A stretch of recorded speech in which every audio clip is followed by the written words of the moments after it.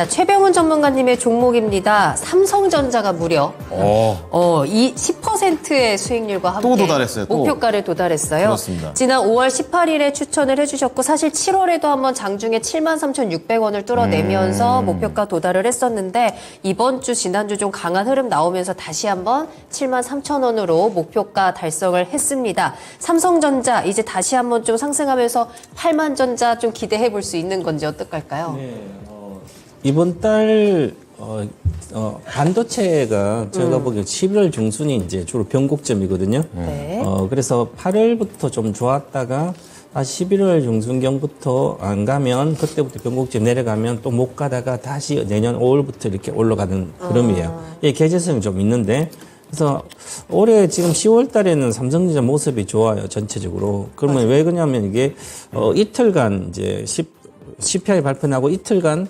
외국인들이 한 1조를 사줬는데 코스피 한 7천억을 이걸 사준 거예요. 삼성전자만 산 거예요. 그럼 더 외국인이 돌아오고 있는데 우리 시장에 다 돌아오는 게 아니라 외국인 삼성전자를 돌아오고 있습니다.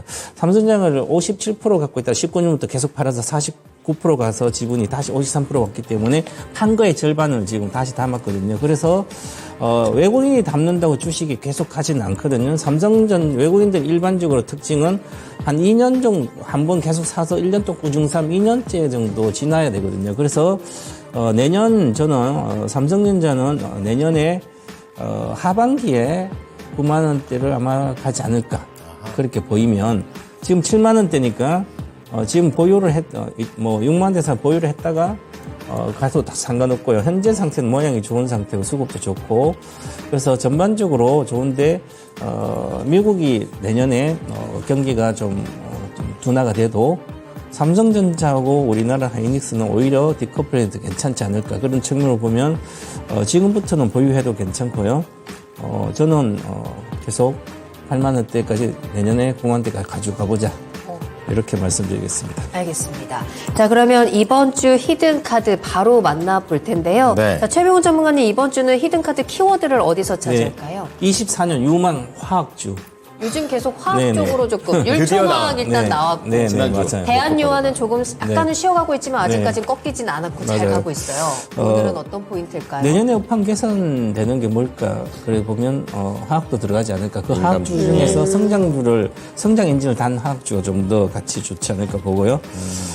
그래서 이제 왜냐하면 글로벌 경기가 바닥을 통과한다는 확실한 증거는 없는데 중요한 것은 지금 유가가 빠지고 있기 때문에 유가가 급락한 정도로 75달러 내려왔거든요. 그러면 이제 미국은 경기가 둔화되고 아시아도 수요가 위축돼서 결국 유가가 더 빠지게 되면 미국은 경기 둔화가 해서 미국은 오히려 이제 나쁠 수도 있겠지만 주식 시장이 오히려 우리 글로벌 그동안 계속 2년 동안 1년 이상 침체가 왔는데 22년도, 23년도 그러면 유가가 확실히 빠져보면 에너지가 이제 비용이 적게 들어가기 때문에 특히 우리나라나 중국 같은 그러면 이 유가 하락에 어느 정도 하향 안정세나 하락세가 들어갔을 때 수혜가 나오면서 수요는 조금 더 최저 바닥을 통과하고 있기 때문에 아시아 쪽은 그러면 수요는 견조한 늘지 않더라도 더 이상 안 빠진 상태에서 유가가 내려가서 나프트 가격도 내려가면 마진도 개선되고 그래서 전체적으로 생각보다 올해 3분기에 화학업종이 흑자 전환됐습니다. 대다수 예상을 못한 것처럼 흑자 전환됐기 때문에 이게 오히려 지금 물가는 여러 가지 유가 높고 해서 마진이 안 좋다 하지만 레깅 효과 때문에 그런 게 아니라 전체적으로 추세가 나오지 않을까 이렇게 보고요.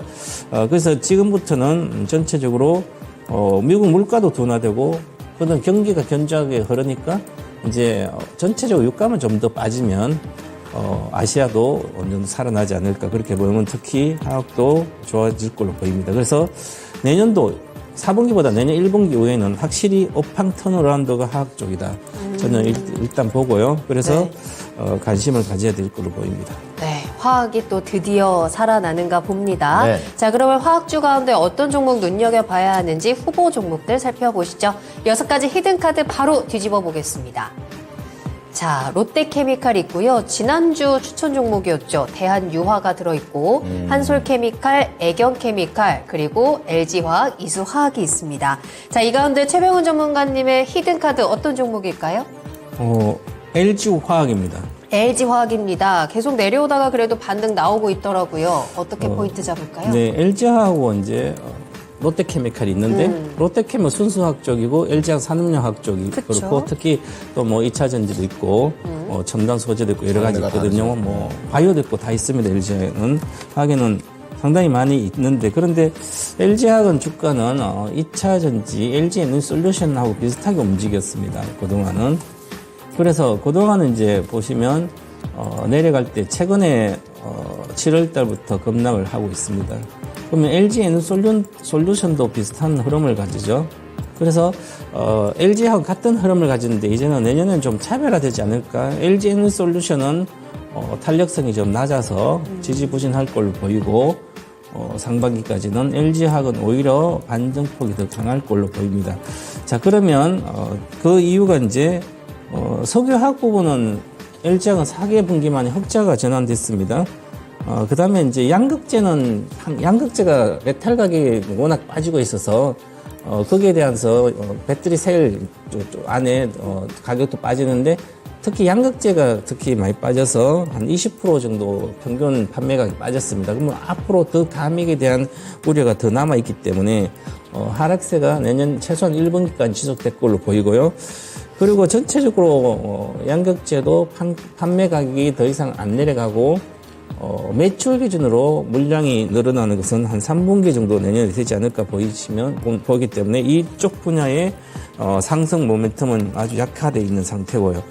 그러면 내년에는 결국 LG화학은 이익을 크게 내는 분야는 석유화학 쪽에서 확실히 더 날 걸로 보여서 올해는 3조 정도 영업이익이 예상되는데 내년은 한 5조 내외로 될 걸로 보여요. 그러면 이게 올해보다 이익이 70% 늘어나기 때문에 주가에는 올라갈 수밖에 없는 거죠. 네네. 그러면 LG에너지솔루션은 자회사인 건 못 가더라도 LG화학은 오히려 화학으로 갈 수도 있다. 그래서 2차 전지만 있는 게 아니라 화학까지 있는 쪽은 좀 더 나을 걸로 보여서 지금 LG화학은 그래서 지금이 바닥권이다 이렇게 저는 보고 있습니다. 네, 그럼 가격 전략 어떻게 짜면 좋을까요? 네, 지금 이제 주봉 차트인데 주봉 차트로 보면 저점이 지금 소폭히 높아지고 있는 상태에서 이 거래가 많이 실렸는데 이 거래가 실린 건 돌파는 쉽지 않은데요.